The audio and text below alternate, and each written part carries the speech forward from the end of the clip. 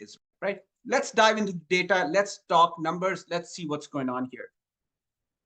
Before we go a lot further, I just want to have a simple disclaimer here that this webinar is not intended to substitute a professional financial advice.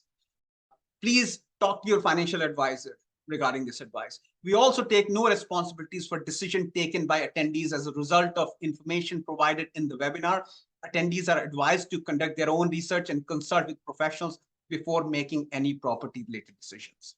We just want to lay it out there.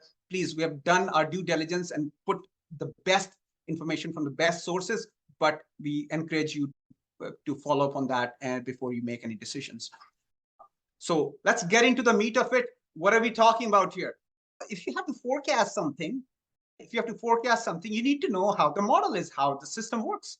We need to understand that. So we can't understand that by looking at last 2 years, because that's not representative of the market as a whole. We are going to look at 25 years of data to see how this actually market works. We need to understand that.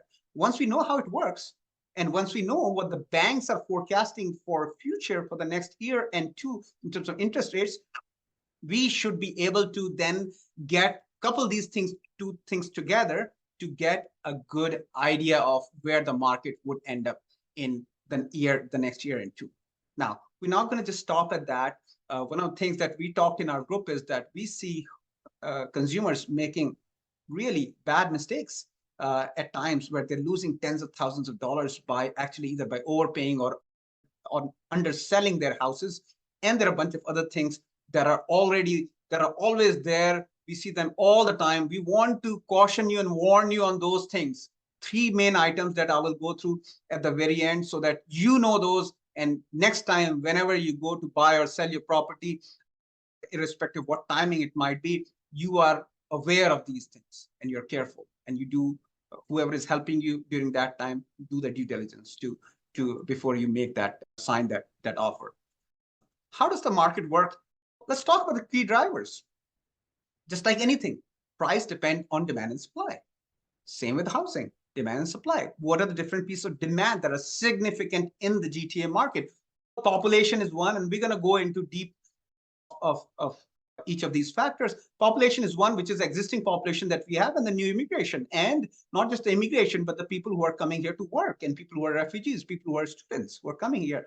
How about the demographics? What's the family look like? The new family that is coming to the country versus the existing family. What kind of housing do they need? Interest rates. Well, this is the biggest topic. We all talk about interest rates, and this seminar is basically primarily driven by interest rate hikes, right? So interest rates, what's going on with that? Where do we see this going? Are we at the peak of the cycle, or where are we? Economy, how's the economy performing today? How's it performing based on the last 10 years? What is that? How does it look like? What's the GDP growth? What's the projection of GDP? How are we seeing this whole employment picture looking? So that's the demand side of things. Supply side, obviously, developers. Real estate is not created by government. It's created by private firms, the developers who put their money to build houses and to make a profit. So this is the core business. So what is their sentiment? Are they canceling projects or are they bringing new projects? You need to look at that. What's the labor market situation? Labor market in terms of construction workers. Do we have enough? How about the material costs to build these houses? What's going on with that? And how about the government policies? See the 3 levels of government constantly blaming each other for the mess that we are in right now. Constant blaming. And they talk about some solutions. It's all piecemeal. Are they really working together to really find a solution? Let's look at that. Thank you for watching this video. The mission of Real Estate Center of Excellence Group is to empower consumers to make high-quality, timely real estate decisions. Every month, we'll be updating our real estate market forecast. If you like this type of content, please hit the like button or share this video with somebody and subscribe to this channel. Thank you so much.